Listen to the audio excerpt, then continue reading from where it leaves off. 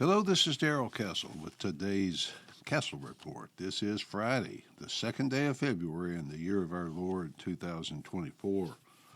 I will be talking about what used to be called the southern border of the United States of America, but is now just a clear passage for people from all over the world to pass illegally, but as safely as possible, given that many of them are cartel members, into America without any vetting or any thought about who such people might be and what their intentions are. My argument is that this constitutes a deliberate coup against the Constitution of the United States. There are so many stories in the world today, with the war in the Middle East being a very important one for sure. It morphs into a region-wide conflict that threatens to go global. In fact, I thought about calling this report Preparing for a Global War, but I decided to talk about the border and more specifically the administration's conflict with Texas, because I think that is the most pressing issue that we face today. Every area of American society is being affected by this conflict. There appears to be no end in sight. The homeless camping on the streets of American cities, hotels being taken over to house migrants, and other problems caused by millions of illegal invaders swarming into overtaxed and overstretched cities. The social safety net appears to be breaking as it is being overwhelmed in many places. Law enforcement, already understaffed and demoralized by defunded police efforts, must confront increased crime from people whose very presence in the country is a crime. People are fed up with it, but they are really fed up with Biden's refusal to deal with it. No one should be alarmed at Biden's refusal to address the problem, because the problem is obviously a deliberate attack on the U.S. Constitution and on Western civilization itself. The recent conflict with Texas has exposed the obvious fact that this president intends to swamp the United States with illegal migrants until it collapses under the irreversible weight of it all. Before Texas, he could just mumble a few incoherent phrases in news conferences. Let his director of Homeland Security, Alejandro Mayorkas, take the heat with Congress. The director is now facing articles of impeachment, but it appears he is not very worried about it. Why? Well, I suppose he knows the president has his back, and ultimately he is following the president's orders. The president, through his efforts to prevent Texas from making any effort to secure its own border, has revealed that he wants the country invaded by illegal migrants. In other words, he insists that Texas be forced to destroy its own cities, its tax base, and that Texas be required to turn their state over to anyone in the world who wants it, to fight Texas in court, and to send the Border Patrol to destroy what few barriers Texas has. Reveals that Biden is an enemy of the Constitution, an enemy of the law and of the American people. This man, Joe Biden, seems to hate America. He's hell-bent on destroying the country, the American people, and their way of life. The open border is a crime against the people, but it is also a national security issue for the nation. The number of illegal military-aged Chinese migrants continues to rise each month, with the Border Patrol reporting that it encountered about 24,000 of them in 2023 and 9,000 so far this year. Those are just the ones the Border Patrol physically encountered. Terrorists continue to be invited here, continue to accept the invitation. Many members of the terror watch list continue to be cataloged at their crossing. What of the fentanyl crisis plaguing America, with large areas of the country suffering terribly from addiction? Yes, the drugs pour across the open border around the clock. The president apparently doesn't care at all. No, wait a minute, that's not true, because he does care. He wants this issue to get worse and worse, otherwise he would do something. You probably all know that the governor of Texas, Greg Abbott, is not letting his state and its people be destroyed without a fight. He used the state guard, other Texas law enforcement, to string some wire and prepare at least a few barriers or impediments to illegal entry into Texas. He has been busing some illegals to various sanctuary cities across the country. He reports that about 102,000 have been transported so far. He will not stop sending them, he says, until the president secures the border. He said that if the federal government refuses to obey the law, the Constitution, to protect the states from invasion, that Texas would have to protect and defend its own. President Biden has presided over the reversal of several Trump-era border policies, such as the third country agreements with El Salvador, Guatemala, and Honduras, whereby they would hold refugees pending their applications for asylum in the U.S. The lawless attitude of the Biden administration has created a very dangerous border. Drug cartels fight over who controls the drug trade in America, who controls the human trafficking networks, which are also presided over by the Biden administration. Yes, folks, I almost forgot about human trafficking, which is a politically correct way of saying kidnapping, rape, child and adult human slavery. By turning a blind eye, the administration allows and presides over it. Texas has taken a stand despite the federal government trying to maintain power for itself, power that doesn't even exist within the constitutional framework. I realize that polls don't mean much of anything, but it seems that most Americans are opposed to Biden's open door policy. That's inspiring, isn't it? Most Americans want their country to continue.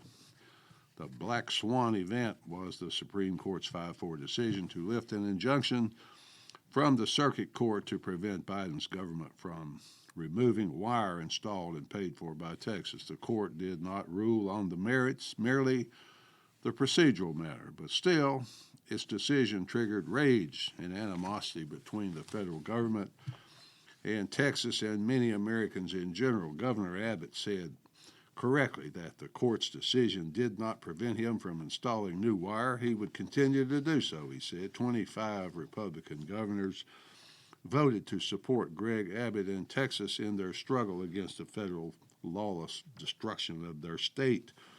The decision by the administration to order the Border Patrol to take down the Texas wire created a potential conflict with the Texas State Guard and Texas law enforcement. Texas, therefore, denied federal agents access to a border park where the wire standoff was happening. The rank-and-file Border Patrol agents, of course, said they admired the efforts of Texas to defend itself and its people in the face of this, quote, catastrophe that the Biden administration has unleashed on America, end quote. That's all well and good, but lawful orders must be followed. So who determines what is lawful? The Border Patrol said such decisions must be determined by competent legal counsel. So they think lawyers hired by the party should determine whether an order is lawful or not. I thought Congress is empowered to make laws and state legislatures are empowered to make state laws. That's what I thought. Texas is a sovereign state with its own legislature, which makes laws for the people of Texas who elect them to do so. These state laws cannot legally be overridden by an illegal, unconstitutional federal mandate. I titled this Castle report, Coup Against the Constitution, for a good reason. No one, especially no one in power, wants to be restrained by the law, but if those in power are not restrained, if the restraints are broken without consequence, then lawless totalitarianism is the result. The founders understood this. They understood these dangers, and they understood the danger of power, and they took steps to limit and restrain it with a written constitution, but the people must hold those in power to its limits. If a politician has any ethics or morals, those are probably gone from him or her within 6 months of taking office and meeting all the other power-mad, power-obsessed politicians. Power is inherently dangerous because it is the legalized privilege of using or threatening to use brute force on people who have not harmed anyone. That kind of power corrupts the mind and the morals, and for that reason it is more powerful and harder to resist than an addictive drug.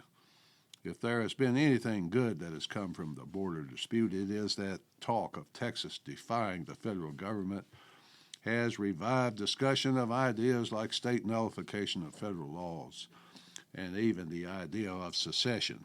Even if the media and the mainstream opinion shapers have done their best to paint these ideas as unthinkable, they are both thinkable and both constitutional. The United States is plural.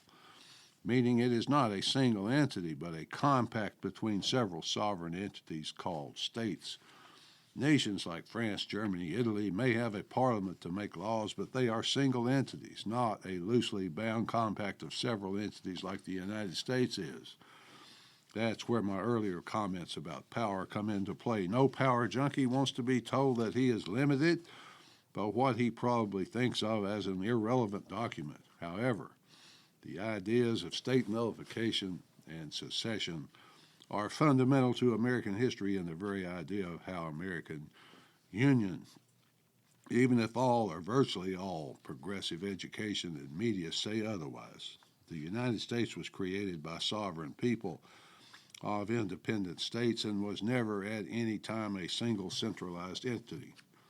Sovereign bodies which has together into confederacies are no less sovereign, but they agree to cede certain powers to a central body such as a mutual defense, etc. Following along that line of reason, then, if sovereign people join a confederacy voluntarily, they can withdraw from it as an identical act of sovereignty. This is obviously true when the central organization violates on a continual basis the very founding agreement that brought them all together. That sovereign states are free to nullify and refuse to obey laws that violate the central agreement, in our case the Constitution, or when there is no hope of reconciliation, to dissolve the union that once bound them. To quote the Declaration of Independence, quote, when in the course of human events it becomes necessary for one people to dissolve the political bands which have connected them with another, and to assume among the powers of the earth the separate and equal station to which the laws of nature and nature's God entitled them, so on and so forth, end quote, folks. Will secession solve our problems? Maybe, but maybe not. Said differently, it could be an unwise course of action that would make things worse. Perhaps now is not the time for it, so I understand those types of questions the people of Texas, other states must face. But what am I saying on this report? I'm saying that the states have the right to do so. The best text on this debate that I have available to me is Tom Woods' book, National Divorce, which you can get for free at tomwoods.com.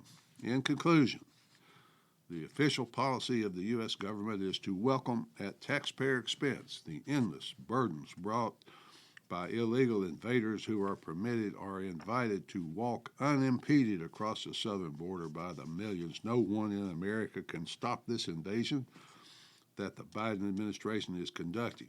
Instead of stopping the invasion of America and committing scarce resources to the defense of the border of the U.S., the government commits vast resources to the defense of Israel and Ukraine. To make sure their borders are secure, this behavior is unconstitutional and un-American, destructive of Western civilization, and an impeachable offense. Finally, folks, the call to defend the southern border is a call to preserve the values that define this nation. There should be a resounding call across the nation to stand with Texas and resist the destruction of America because, well, folks, when you have a leader like Joe Biden who needs enemies, at least that's the way I see it. Until next time, folks, this is Darrell Castle. Thanks for listening.